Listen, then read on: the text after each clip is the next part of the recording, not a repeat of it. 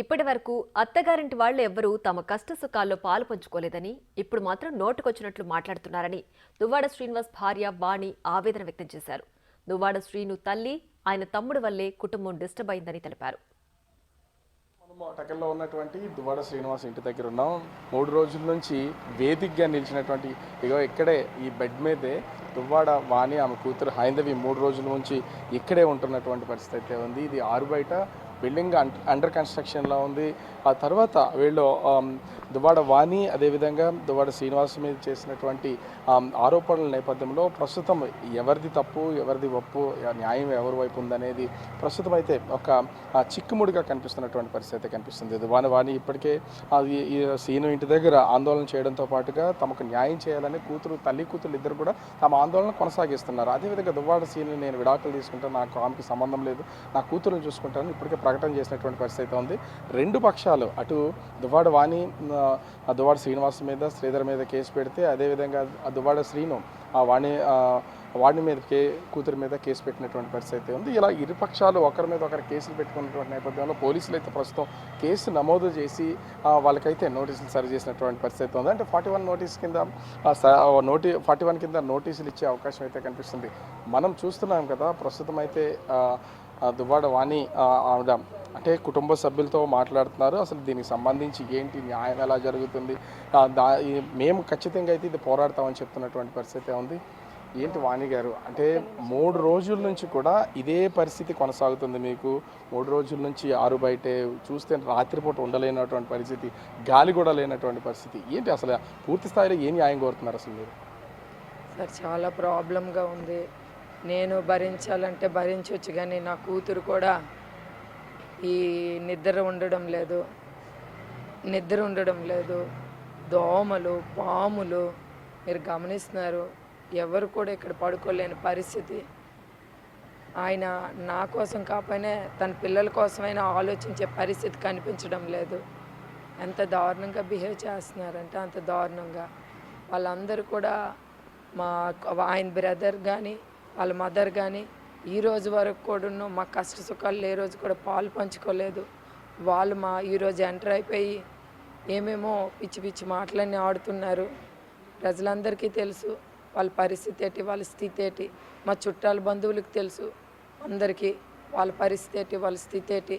కేవలం వాళ్ళ మదరు వాళ్ళ బ్రదర్ వల్లే మా ఫ్యామిలీ బాగా డిస్టర్బెన్స్ అవుతుంది. 3 రోజుల నుంచి కూడా ఆయన లోపలే ఉన్నారు, మీరు బయటే ఉన్నారు. అసలు మీరు అంతిమంగా ఆయన ఏం కోరుతున్నారు? అసలు డిమాండ్ ఏమైనా ఉందా? మా పిల్లలు మేము కలిపి మా ఇంట్లోకి మేము వెళ్ళాలని కోరుకుంటున్నామండి, అంతే తప్ప ఇంకేం లేదు. ఎందుకంటే దాంట్లో అసభ్య కార్యక్రమాలు అన్నీ జరుగుతున్నాయి. ఆ కార్యక్రమాలు కూడా బయటికి వీడియోస్ అన్నీ కూడా వస్తున్నాయి. దాన్ని మేము ఖండించి, నా ఆడపిల్లలు నాకు 2 డాక్టర్సు, ఒక పాప మ్యారేజ్ అయిపోయింది, ఇంకొక పాప మ్యారేజ్కి ఉంది కాబట్టి పార్టీ పరువు తీసేస్తున్నారు, జగనన్న పరువు తీసేస్తున్నారు, కుటుంబం పరువు తీసేస్తున్నారు, మా ఫాదర్ పరువు తీసేస్తున్నారు. మాది గౌరవమైన ఫ్యామిలీ, మా పరువు అన్నీ తీసేయడం కాదు, తీసేశారు. ఇంకేం మాకు ఉంచలేదు ఆయన. రోడ్డు ఎక్కించేశాడు. మా జీవితాలు ఇంకెంత దారుణంగా రోడ్డు ఎక్కించేశారంటే వాళ్ళ కుటుంబం, వాళ్ళ బ్రదరు, వాళ్ళ మదరు, అతను ఎంత దారుణంగా ఎక్కించేశాడంటే అంత దారుణంగా ఎక్కించారు.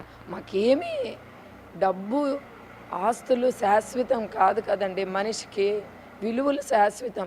ఆ విలువలు లేకుండా మాకు చేస్తారు. మీరేమో ఆయన కావాలి, పిల్లలకి ఆయన కావాలని చెప్పి మీరు ఇక్కడ చెప్తున్నటువంటి, నేను 30 సంవత్సరాల నుంచి ఇబ్బంది పడుతున్నా, నేను ఇప్పుడు డైవర్స్ ఇస్తాను, ఇంతకుముందు ఆమె డైవర్స్ కోరింది కాబట్టి నేను ఇప్పుడు ఇస్తాననేమో దువ్వాడ శ్రీనివాస్ చెప్తున్నారు.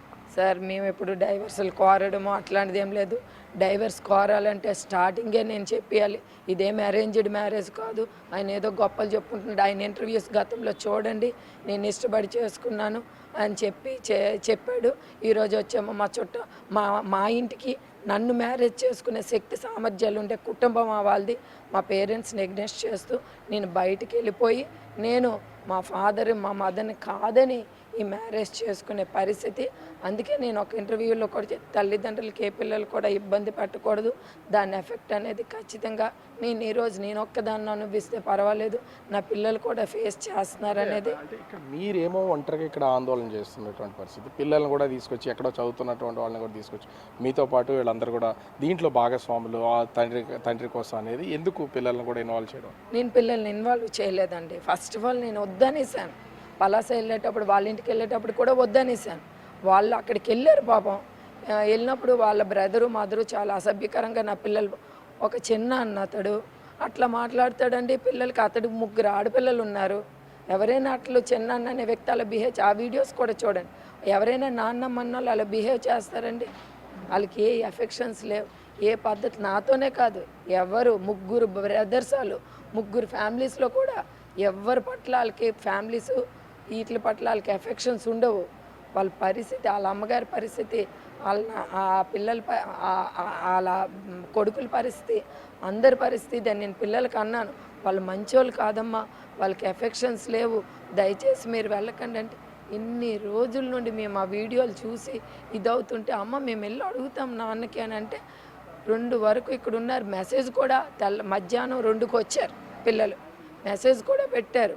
అన్నీ పెడితే పిల్లలకు కూడా బ్లాక్మెయిల్ చేశాడు. నేను ఆ మాట చెప్పకూడదు. శ్రీనివాస్ గారు కూడా చెప్తున్నారు, నేను వాణితో ఇక కలిసి ఉండలేను, కానీ నా పిల్లలకు కావాల్సిందంతా నేను చేస్తాను అంటున్నాడు. అది అంటే ఏం జరుగుతుంది? ఆయన కలిసి ఉండమని మేమేం అడగడం లేదు. మా ఇల్లు మాకు అప్పచెప్పిమంటాం, మా డబ్బులు ఇవి, మా అసెట్స్ ఇవి.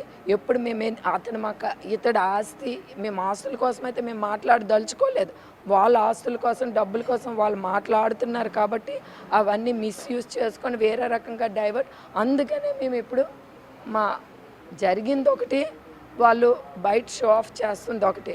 సో అందుకే మేము ఈరోజు ఏంటంటే లోపలికి ఎంటర్ అయిపోయి మా ఇది మేము తీసుకోవడానికి సిద్ధంగా ఉన్నాం. మీరేమో ఇక్కడ ఆందోళన చేస్తున్నారు, ఇంటి లోపలేమో శ్రీనివాస్ గారు ఉన్నారు. ఇప్పుడు ఈ వివాదానికి కారణమైన మాధురి నా పరువంతా తీశారు కాబట్టి ఆ ఇంటి ముందుకు వచ్చి నేను ఆందోళన చేస్తాను అంటుంది. మరి మీరేం చెప్తారు? మీ ఇంటి ముందని మీరని చెప్తున్నారు, ఆయన లోపల ఉన్నారు, ఆవిడేమో వచ్చి ఇక్కడే ఆందోళన చేస్తానని చెప్తాను. చేసుకొని పోలీసు చట్టము వ్యవస్థ అంతా ఉంది, వాళ్ళ పని వాళ్ళు చేస్తారు, సమస్య లేదు. ఎవరు ఊరుకోరు. ఎవరి కుటుంబాల్లో దూరిపోయి ఆవిడ ధర్నాలు చేస్తుంది. ఆవిడ డ్యాన్సులు లేవా మా ఇంట్లో, ఆవిడ వీడియోలు లేవా, మేమేమైనా తప్పుడు మాట్లాడుతున్నామా? ఆవిడే కదా మీడియా ముందు ఒప్పుకుంది మా ఇంట్లో ఉంటున్నానని. మేమేమైనా అసత్య ప్రచారాలు చేస్తున్నామా? ఆవిడ ఎలగండి ఉంటుంది, ఒక ఏమంటే ఏంటది అడల్టరీ లీగల్ అంటది. ఆవిడ అన్నీ ఒప్పుకొని మేమేదో ఆవిడ మీద సృష్టిస్తున్నామని ఆవిడ ఎలా చెప్తుంది? మేమేం సృష్టించడం లేదు, అన్నీ ఆవిడ నోటితోనే ఆవిడ ఫ్యాక్ట్స్ని ఒప్పుకుంది. ఎట్లా మా ఇంట్లో ఉంటుంది? మా ఇంట్లో ఉండవలసిన అవసరం ఆవిడకేంటి? ఏమంటే ఎన్ఆర్ఐ అంటది, కోటీసులం అంటది, డబ్బులు అలాంటప్పుడు ఆవిడిల్లు ఆవిడ ఉంచుకోకన్నా మా ఇంట్లోనే వచ్చి దూరిపోయి ఇష్టానుసారం చేసేసి కంపు చేసేసి. మాదొక గౌరవమైన కుటుంబం, మా ఫాదర్ ఒక జమీందారు, మాకు ఈరోజు శ్రీని గారు రోడ్డుకి ఇచ్చేసి, వాళ్ళ అన్నదమ్ములు వాళ్ళ కుటుంబ సభ్యులంతా రోడ్డుకి ఇచ్చేసి, ఎవరో ఒక అన్నోన్ పర్సన్ వచ్చేసి ఇష్టానుసారం మా కుటుంబం మీద మాకేమీ బ్రతకనివ్వలేదండి. శ్రీని గారు మా పిల్లల జీవితం, మా జీవితం సర్వనాశనం చేశారు. అంతే, ఇంకా భగవంతుడే వాళ్ళకి చూడాలి, మనుషులుగా మేమే చేయలేం, దేవుడే చూడాలి వాళ్ళకి. మీకు ఈ సమస్య పరిష్కారం అయ్యే వరకు ఇక్కడే ఉంటారా? కదిలే ప్రసక్తి అండి, నేను 100% దీంట్లో రాజీ అయ్యే ప్రసక్తే లేదు. వాళ్ళు ఏం చేసుకుంటారో చేసుకో.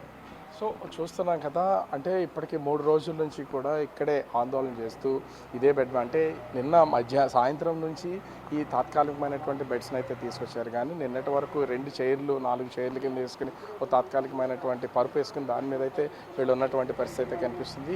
ఓవరాల్గా చూస్తే దువ్వాడ శ్రీనివాస్ తను ఈ సమస్యకు పరిష్కారం తేల్చే వరకు కూడా ఇక్కడి నుంచి కదిలే ప్రసక్తి లేదు. ఎన్ని రోజులైనా ఆందోళన చేస్తాం.